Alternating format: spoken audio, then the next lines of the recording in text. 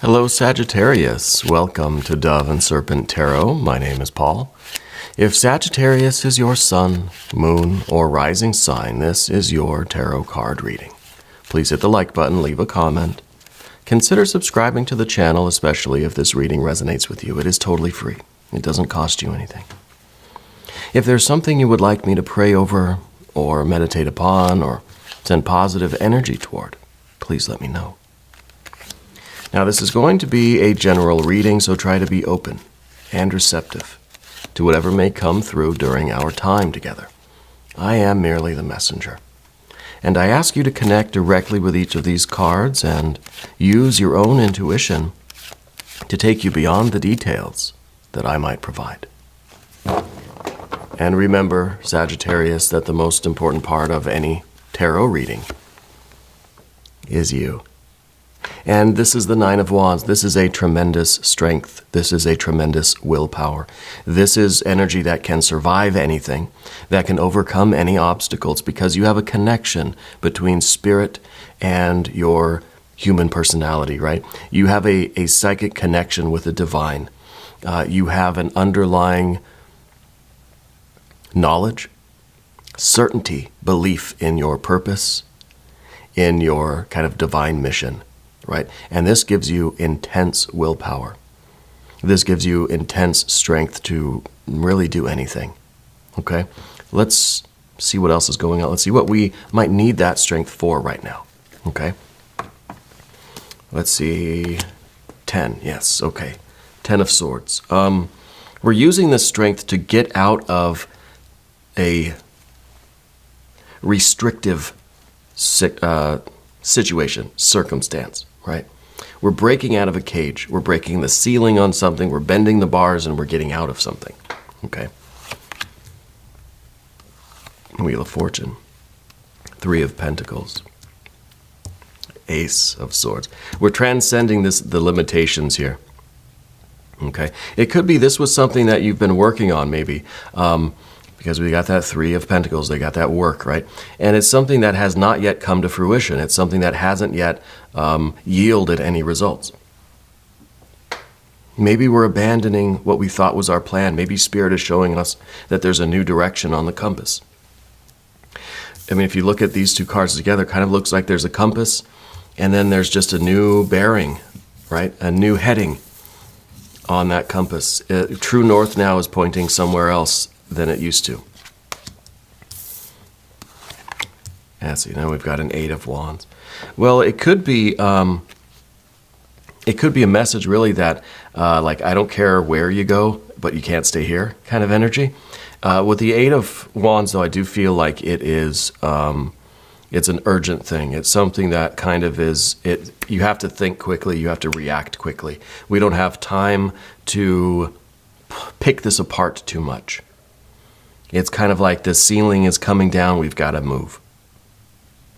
Okay, and I think Spirit is showing us a different direction, and this is something that it didn't flesh out, it didn't grow, right? It didn't thrive, it didn't really, nothing became of it. Okay, but you've got this strength of willpower. Nothing's gonna harm you. Nothing's gonna get in your way. Nothing's going to be too much for you to handle. But it might be a new direction right now. You're resisting it. There's the Princess of Swords. There's the 3 of Swords. We're mourning the loss of this. But we've got the Magician. And the Magician, this is the difficulty. Realizing that you are someone who is adaptable, and realizing, too, that you are in control of your destiny and you're in control of your reality. Okay? That there is a part of you that is... There's a part of you that is identical with Spirit, and that's where this direction is coming from. So what I think is happening is really on a very deep, fundamental level, you know, and that is being fleshed out here. Now, what we see at the end with the 8 of Cups, usually this is a loss of hope. This is the water draining from our cups. And I think you will go through a period of this, especially with that 3 of Swords. We're going to be kind of mourning. We're going to be heartbroken that this thing didn't work out. But then I think we're going to realize that we've got no choice but to lick our wounds and keep moving on, that we've got no choice but to make the necessary repairs to our vessel and sail in the direction that's being shown us. Okay? Let's select the mystery card, bonus card, confirmation card. This is a random card from the Smith-Waite Tarot. This is the factor infinite and unknown. Let's do one more. There we go. We're going to put it right here, Tiny Bob Ross right on top. That's Happy Little Bob. And we're not going to look at that card until the very end, but it will tie everything together and it will give us the confirmation that we need at the end of the reading. If at any point during this reading you feel like you know what that card is, I want you to put your prediction down in the comments, right? Let's do it together. Let's make it a group exercise. Yeah. All right, let's take a look around. What do we have for major arcana? Well, just these two. Just the Wheel of Fortune and the Magician, right? And what this kind of means to me is that the Magician, someone up on stage, putting on their performance, doing their thing, trying to weave their whole show, their whole performance of their life, right? The Wheel of Fortune is kind of those unexpected variables. We can't have everything exactly planned out. There's always going to be some sort of hiccup, some sort of interruption, some sort of distraction. Something's going to just not go according to plan, and we're going to have to improvise. We're going to have to adapt. And the greatest of magicians the rest of the audience will not even know. Right? So, after the show, the magician would be saying, oh, gosh, that was the worst show. Everything went wrong. And the people in the audience or whatever would be like, what do you mean? That was flawless. It was absolutely perfect. But the magician knows, no, I had this other stuff planned, and then I had to adapt and switch gears right there, in real time on the fly. And a good magician will do it in such a way that the audience doesn't even know. Right? Doesn't even know that anything went wrong. And I think that's what we got here with the Magician and the Wheel of Fortune. You have to be ready to adapt to whatever Spirit's going to throw at us, And that, I think, is part of the Nine of Wands. Being strong enough to do it. Being strong enough not to just, can you imagine if the Magician, just in the middle of a show, just threw down his rabbit and the hat and the wand and everything and his cape and just said, I quit. This was terrible. I'm sure magicians have done that. But they didn't have a Nine of Wands, right, as their center card here. So this is the ability to not even be fazed by it. You don't even flinch, You look at someone's face, you can see when they're just like, oh, that's bad. Nothing. There's no tell with you. Because there's just this strength that is ready to handle anything.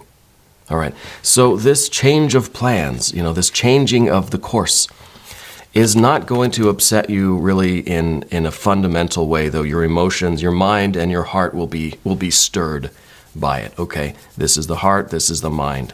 The mind is going to have regrets. The mind is going to have, well, what if was there something I could have done? Could I done, could it have been different? Did I make a mistake? Is it my fault? No. The heart's going to say, this feels terrible. What if I never have, another good day again? I don't know what I'm going to do now. See, the heart and the mind are not so different. Okay? They kind of feed into each other a little bit. If the mind is upbeat, the heart can be upbeat. If the heart is a little bit cheerful, the mind can kind of play along. They really do feed off each other because they're one essence. It's not two. We separate them here in the West with the cups and the swords, the heart and the mind, and feeling and thinking, but really it's all one energy. Okay? And it's not just the heart and the mind, it's the spirit and the body too. It's all one energy. And that's, for instance, if we take care of the body, we notice that our heart and our mind start to feel better too. But vice versa. If our heart is really sinking and it's really low and we feel crushed, our mind will feel the same way, and our body will feel sick and weak and tired and all that stuff as well, right? Everything's connected. It's all one energy. Anyway, we've got our major arcana energies. We've got our fire, for sure we've got our fire. We've got the water, and the water really is at the end. And I think it's important that this is at the end here, because it kind of is saying, hey, we got to just patch up the hole in the boat and keep going. It's that. I mean, that's the end result here. And I think it's going to be good, because Spirit is giving you the next direction, the next heading to take. Okay, this is kind of, the idea that our plans have been ruined, right? That's the key word for this card. And by the way, we do have these swords cards here. And then we've got just a little bit of earth. And the earth doesn't change. This is still a Three of Pentacles. This is still your intention. This is still the potential for the success in your life. It's just a different route to get there now. It's still the same thing. This is still the same potential. We're still going to manifest whatever this is. It's just going to we just have to go around something, or under or above or whatever. The plan is not the plan anymore. We've got to take a different route. That's it. It doesn't mean that this is not going to materialize. See, this is a 3. That means it's only in potential. This is something that's gestating. This is something that's getting ready to be born, right? And I think Spirit's saying, yeah, you still got this. But the plan we had is not the plan anymore. Scrapping it. We're going to plan B. But we still are working to manifest this, right? And I think that's important for you to realize intellectually, so that we could realize it emotionally also. Okay. And again, with the Ace of Swords, this is Spirit giving you the next direction, giving you the next heading. We thought we were here on this plan. We started to kick back and relax, enjoy the ride. Spirit says, wait, quickly turn to, heading, 093 or something. And that's going to be our new direction. We're plotting a new course. We're still in the same vessel. We're still on the same journey. We're still getting to the same place. We just have to change course. Okay. It could be that you're in the middle of a storm. Okay, whether this is a work thing, a relationship thing, family, romance, if it's a friend thing, if it's a creative thing, whatever it is, it could be that you're right in the middle of a storm and Spirit showing you what direction to get out of that storm. Or it could be that there is a storm on the horizon and Spirit saying, oh, I checked the weather report. We better make a turn, to this new heading and go around that storm. We're still going to get to our destination, but it might just take a little bit longer. Well, really, it's not going to take longer, because if you went into the storm, you might not get there at all, right? So we think it's taking longer, but it's actually going to be saving us time in the long run, because we're not going to have to deal with this disaster of the storm. Yeah. So I think this is not as bad as it seems. But it's hard to tell the mind that, obviously, right? You have this Jupiter energy, this Wheel of Fortune underneath everything. This is that cosmic timing. This, again, is like the idea of, it doesn't matter what time you thought you would arrive there. Spirit is saying, we get there when we get there. And we're like the kids in the back of the car saying, are we there yet? Are we there yet? Are we there yet? And Spirit says, we'll get there when we get there, right? And it's important that you let Spirit drive in a way, right? That you let Spirit take the wheel. And if we have to miss some storms, if we have to go around, if we have to slow down or something, then so be it, right? But we have to trust in that instinct. We have to trust in that intuition. And I think Spirit is communicating right with you directly through this antenna. This, again, it's kind of like you got a spiritual compass. Okay? And this is where Spirit is pointing you, whatever heading it might be. Yeah. And we realize that we have to be strong enough to turn the ship. Well, have you seen that show on HBO, Succession? That show was just amazing to me. I love that show. I love all the actors in that show. The writing was really good. I'm always disappointed with the last season of a show, and so I have mixed opinions about that. But I remember Brian Cox said something. A line of his character was I don't know, someone was bothering him with something, and he's like, I'm trying to turn an oil tanker here. He used different language, but that was the idea of trying to turn an oil tanker. It's a big ship. It takes a lot of strength, a lot of focus, a lot of intention, a lot of willpower to turn an oil tanker, right? Could you imagine? It's not just like a 0 kind of point radius thing, you know? It takes a while. And so that's where this strength comes in, because you know, like, okay, now you've got to go to plan B. It takes a lot of strength. It takes a lot of willpower. It's like you are trying to turn, you're in the middle of turning an oil tanker. Yeah. And so it does take a lot of strength. And this is strength, thankfully, that you have. Right? So be confident in that strength. And listen to what Spirit is telling you. Okay? The Eight of Wands in the future position, this is kind of part of our energy is freaking out a little bit. Part of us feels, you know, when you disturb an ant colony, when you accidentally, bump into some of their dirt or something, then all the ants just start scattering around like this everywhere. They just kind of go wild, like, what's going on, what's going on? That's what I feel with the Eight of Wands here. And I feel like we've got to get a handle on that. And that, again, is we got to bring it back to a 9. We've got to hold on to it tightly. This is like everybody on the oil tanker just running around in circles, not knowing what to do. No, grab the wheel. Tell everybody to be quiet so you can hear Spirit. And you know what your next heading is, and you can slowly start getting us over that direction. Okay, this is kind of that anxious or frantic or worried, freaking out kind of energy.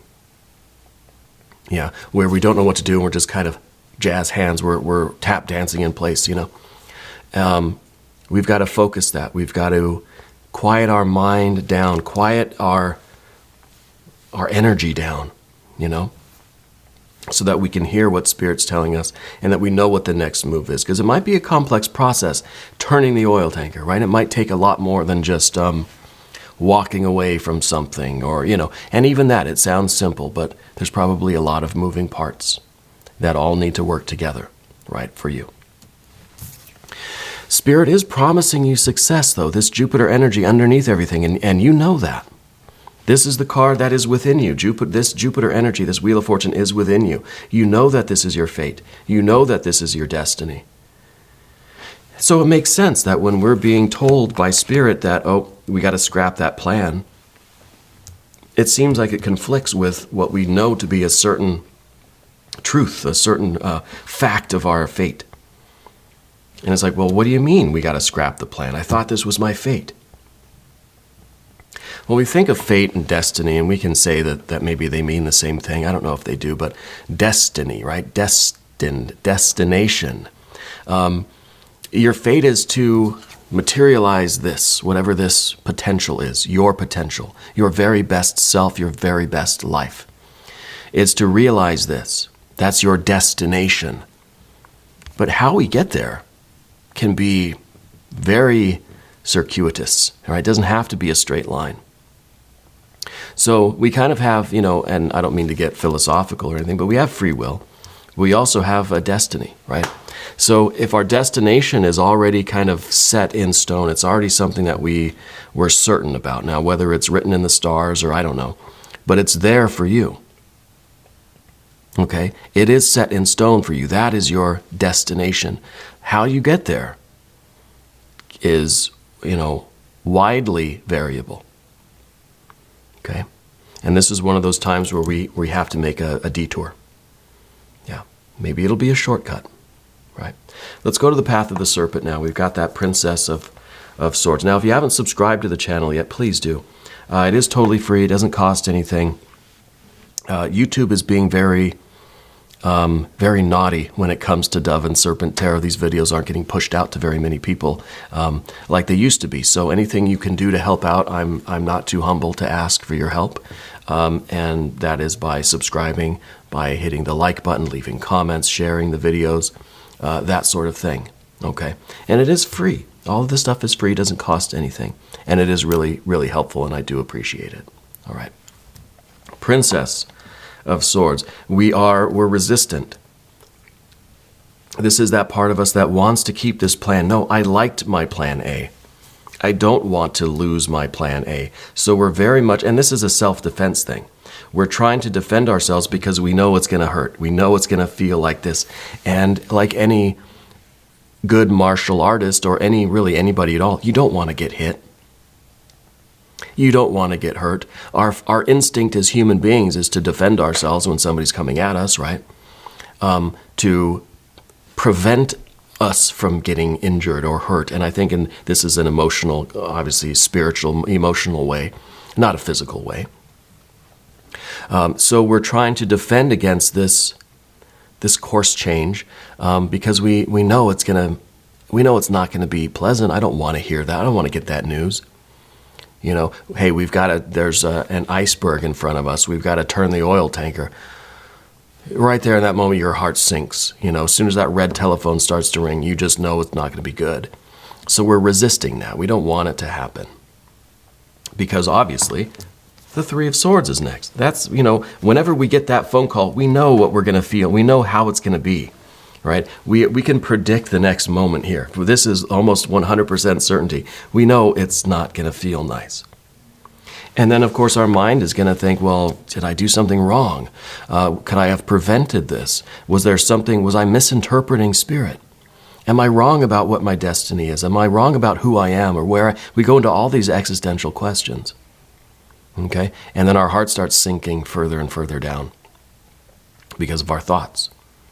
And the more we live in these thoughts, the more of that sinking feeling that we'll get. So this, again, is how the mind and the heart tie into each other. We have to start thinking positively. And instead of this kind of negative, this sorrow, this guilt, this remorse, this heartbreak, this mourning, let's do a Language of Flowers card. See if we can counteract that Three of Swords. This is the Language of Flowers. This is just some positive affirmations. I like to pull these out whenever we get some challenging swords cards. The Agapanthus, words of love. Speak with your heart, right? Speak with your heart. And I think that this is really good because we have to remember what we're doing and why, okay? And speaking with our heart, don't speak with your mind, right? Don't let your mind get you into trouble. How do we feel about this? Do we still have this kind of spiritual intuitive certainty? Right? The words of love. And this is kind of, let's be kind to ourselves. Let's talk in positive terms. Words of love. Speak with your heart, right? So it implies a kind of a sympathy between the heart and the mind, which is what we've been talking about. So if we speak with hate, then that's what we're going to, if we speak with remorse and sorrow and guilt and all these kind of negative feelings and heartbreak and mourning, if that's the words that we speak in our minds, that's what we are going to continually feel and manifest. If we speak words of love, even in this situation where the plans we thought were set in stone now it's garbage. Now we got to start over. Now we got to change course. Now we've got to go on this big detour, which, again, maybe it's a shortcut after all. So don't judge yet, But if we try to be positive, if we try to be hopeful and speak in positive, loving, heart-filled words, then I think we're going to have a different experience because the magician really knows all of this. That whatever you focus your energy, your thoughts, your will, your eyes on, that's what becomes your reality. So if we're using negative language with ourselves, the water's going to drain out of our cups. Or alternatively, the boat's going to fill with water and we're going to capsize in this thing, right? The magician also knows that if we focus on the positive, we focus on the hopeful, if we stay optimistic, then we're putting patches on the boat and we're not sinking. We're seaworthy still. Or in other terms, we're able to fix the holes in the cup and our water energy, our love, our passion is filling back up again. Our joy, right? Our satisfaction, our hopefulness is returning to us.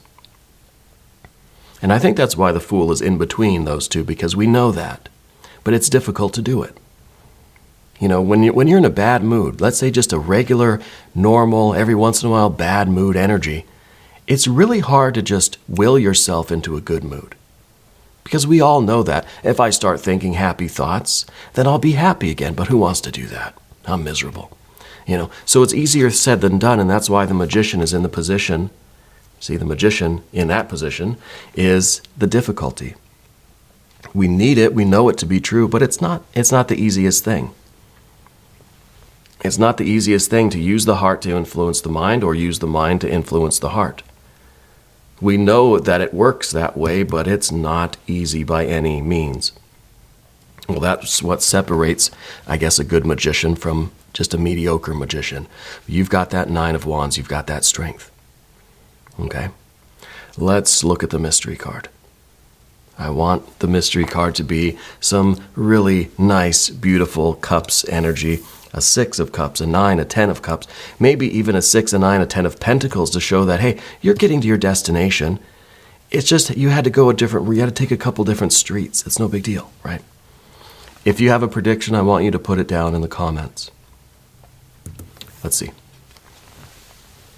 Oh, the World. Now, this is the destination, right? This is the completion of this journey. This is even better than a 9 or a 10 of pentacles. What was I thinking? Of course not a 9 or a 10 of pentacles. It would be the World. It would be exactly the destination that you... imagine you're in this boat, you're sailing, you're in an oil tanker, and you're dodging icebergs, you're going around the storms, and it's been a crazy, wild journey. Imagine the feeling when you finally see in the distance, land ho. You see it starting to get bigger and bigger and bigger in your perception, and it is as big as the world. You're arriving at your true destination, where you belong, the manifestation of your very best self, your very best life. And this is better than a 10 in the sense that it's not final, it's not restricted. That this is going to just keep getting better and better, that there's no restraint, there's no boundary on what your success will be. Okay? And so I think that's important. I think we've talked about that in a lot of readings, where it's not a final destination. It's a life that keeps on growing and expanding and evolving. Right? But I think there is an initial destination. Right? Does that make sense? I think this is the perfect card. This does show that everything is going to wrap up the way it is supposed to, and that this 3 of Pentacles potential is going to reach fulfillment, is going to manifest in a very extraordinary way. The promise of the Wheel of Fortune is very expansive, right? This is Jupiter. This is it keeps growing, right? It gets better and better and better, more and more successful. And this is really an echo of that. This is infinite space, and this is your success filling that space. Filling infinite space, right? It's kind of an oxymoron. But anyway, we're going to do an extended reading. If you want to stick around, you can click on the link up top, or there's one down below. New readings for Sagittarius every Wednesday and Sunday, but I'm here every day, 6 a.m. Chicago time. All right, come back, see me tomorrow. If you haven't subscribed yet, again, please do. It is free. It doesn't cost anything. Leave a comment. Let me know where in the world you're watching from. I want you to know, Sagittarius, that you are the most important part of Dove and Serpent Tarot. I thank you and I love you, and we're all in this together.